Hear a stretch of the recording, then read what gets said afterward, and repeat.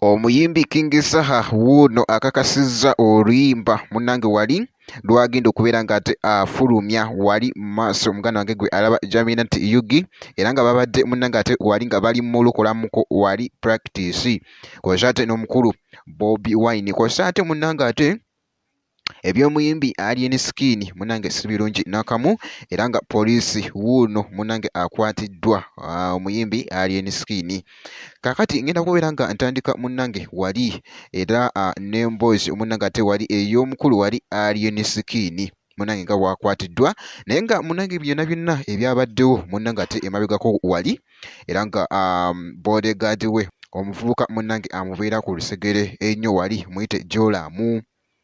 yaddusiddwa bambi mu ddwaliro oluvannyuma lw'akabenje oba kiyite accident era akaseera akaayita wali wonna muganda wange gwe alaba Jaminant Yugi naye nga munnange details ezaava mu ddwaliro tezaali nnungi n'akamu. Kaakati nno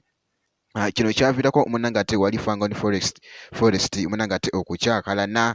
kaakati era nga ebigambibwa mbu Fangon Forest mbuno yagenda nekola effujjo eri mu ddwaliro ensambya kw'ossa ate n'abasawo ne bakolako effujjo. Kakati gwe musango nno guno munnange ate ogukwasitiddwa ate omwana mulenzi wali omuyimbi Alien Skin era nga munnange wali balaze ne bagamba nti agenda kubeera nga ate paka ebinaaba nga bigenda maaso ate okutuukawo oba okolwako ojja kulaba wali ennaku z'omwezi bawandiseko wali ennaku z'omwezi nga 9 Desemba munnange ate ndowooza wagenda okubeera nga akomawo wali ate mu kkooti muganda wange gwe alaba Jaminant Yugi naye nga munnange ate si birungi ku muyimbi wali Alien Skin. Kakati ekyayiddeyo nga nvuddeyo munnange omukulu Bobi Wine munnange bali mu kusetinga oluyimba luno olwa Revolution wali wonna muganda wange gwe alaba Jaminant Yugi era nga omuyimbi King Saha nga womanyi the vocalist wali wonna ate abadde nga ali mu lwegezaamu wali naye ng'oluyimba lwe luno.